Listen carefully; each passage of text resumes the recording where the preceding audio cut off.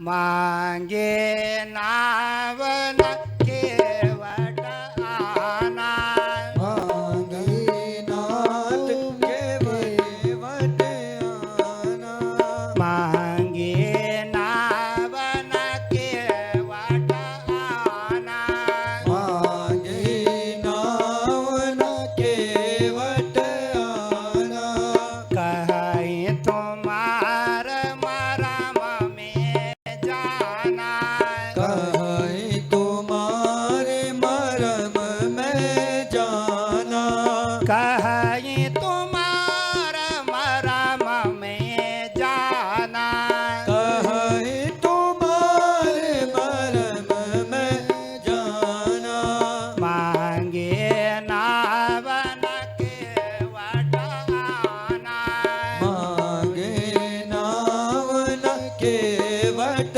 आना ये गांव का आदमी एक जंगल में निवास करने वाला आदमी जिसने कहीं शिक्षा नहीं पाई बड़े बड़े विश्वविद्यालयों में जा कर के वो कह रहा है कि मैं तुम्हारा मरम जानता हूं, जबकि अच्छे खासे पढ़े लिखे राम को नहीं पहचान सकते, राम के मरम को नहीं जान सकते।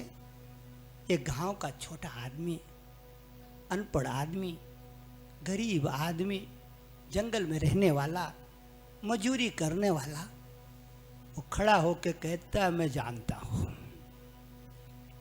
मैं पहचानता हूं, मैं जानता हूं, मैं पहचानता हूं राम को, मैं जानता हूं राम की शक्ति है, मैं जानता हूं राम की भक्ति, मैं जानता हूं राम का त्याग, मैं जानता हूं राम का कर्तव्य, मैं जानता हूं राम की महानता, मैं जानता हूं राम क्या है। कहे तुम्हारे मरम में जाना, मरम कहते हैं बीज मंत्र को। गांव का अनपढ़ आदमी कहता मैं तुम्हारा बीज मंत्र जानता हूं। बीज मंत्र का मतलब होता है छोटा सा बीज, उसको धरती में बो दो तो बड़ा भारी बट वृक्ष बन जाता है। इसी तरह राम मंत्र है, जब आदमी जपता है तो उसके अंदर विराट प्रकट हो जाता है माता। आप देवी का बीज मंत्र जगेंगी तो विराट देवी की शक्ति आपके अंदर जगने लग जाएगी। लेकिन पहली शर्त है श्रद्धा से जगना, श्रद्धा से कर्म करना, बिना श्रद्धा के पूजा में फल ना पावेगी। बिना श्रद्धा विश्वास की सिद्धि नहीं है। इसलिए रामायण के पहले पन्ने में लिखा है गुरुजी ने कि भवानी शंकरो वंदे श्रद्धा विश्वासरोपिणो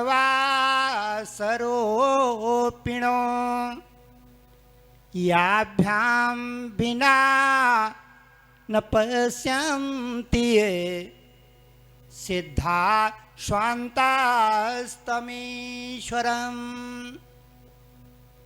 जो भी काम करो अपने घर पे मेरी बेटियों पूरी लगन और श्रद्धा से करना।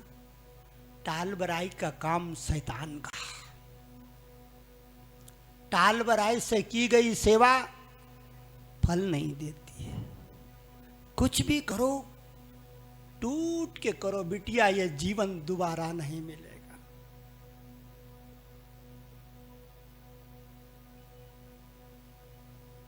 जीवन न फिरे ये दोबारा मिलेगा, हरि नाम ले लो सहारा मिलेगा। राम नाम भज ले सहारा मिलेगा, जीवन न फिराए दोबारा मिलेगा। इस जुगत में मत रहना बहनों कि ऐसा ही अगला भी जन्म होएगा। 84 लाख योनियां हैं, कीड़े मकोड़े भी बन सकते हैं, गाय भैंस भी बन सकता है, जड़ योनि में भी जा सकता है, लेकिन जो सुंदर कर्म करेगी वो जरूर दोबारा मनुष्य की देह पाएगी। इसलिए जो भी काम करो श्रद्धा से करो। गीता में लिखा है, भगवान कहते हैं, हे अर्जुन, हे मेरे मित्र, हे मेरे सखा, हे मेरे बंधु बांधव, हे मेरे सब कुछ, मेरे वचनों को सुन। श्री भगवान वाचे ईश्वराय सर्वभूतानां हृदय से अर्जुन तिष्ठते भ्रामयन् सर्वभूतानि यंत्रारूढ़ानि मायया। सबके अंदर मेरा किरण समाई हुई है, सबके अंदर मेरी शक्ति विद्यमान है, देखने वाली नजर चाहिए। केवट कह रहा है, मैं जानता हूं राम नाम की लीला। बड़े बड़े ऋषि मुनि नहीं जानते, बड़े बड़े पढ़े लिखे बनारस में पोथी बांचते रहते, राम नाम का कहीं पता नहीं है। पोथियां बांचते बांचते 20 साल हो गए, पीएचडी कर ली, राम नाम का कहीं पता नहीं है। क्यों नहीं मिलता राम नाम? पोथियों से बांच के नहीं मिलता बेटिया। गुरु जी कहते हैं, ढाई आखर पढ़े सो राम के दर्शन भये। वो ढाई आखर कौन है? प्रेम, प्रेम, प्रेम, प्रेम पियाला जिना पिए, झूमत तिनके नैन। नारायण वा रूप में छके रहे दिन रैन। गांठ बांध लो मेरी बहनों, इस संसार को जिस शक्ति ने थामा हुआ है उसको क्या कहती हो? पूछा अपनी पुराण माताओं से, माँ, दादी, नानी, इस संसार को किसने थामा हुआ है? नानी कहती, हाँ, शेष नारायण ने थामा, शेष नारायण ने। क्या कह रही है नानी? हाँ हाँ, शेष नारायण ने इस धरती को थाम रखा है। तो इसका मतलब क्या है? शेष किसको कहते हैं? भागवत के पहले पन्ने में लिखा हुआ है शेष नारायण की महिमा।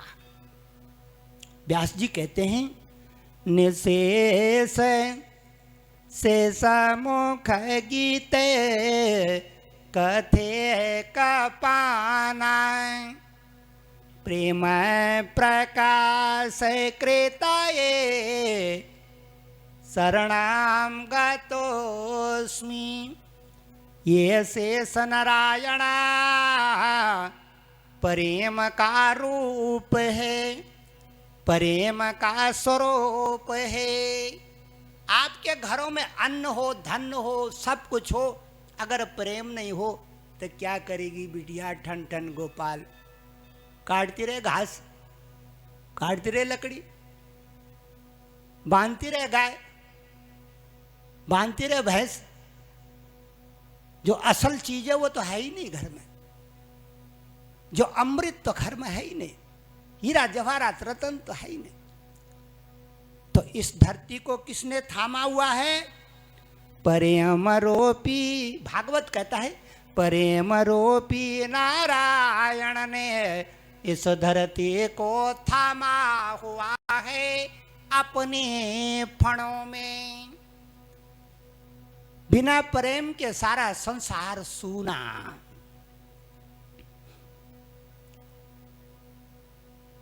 इसलिए जिस बहन के अंदर प्रेम की मात्रा घटसी है उसको बढ़ानी चाहिए। बढ़ाने से सब बढ़ता है और घटाने से कुछ भी नहीं होता।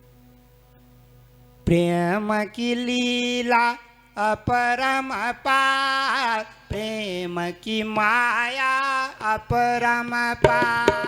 प्रेम की लीला अपरम ताली बजा के गाओ। प्रेम की लीला अपरम पार। प्रेम की महिमा अपरम पार, प्रेम की लीला अपरम पार। प्रेम की माया अपरम पार। प्रेम की लीला अपरम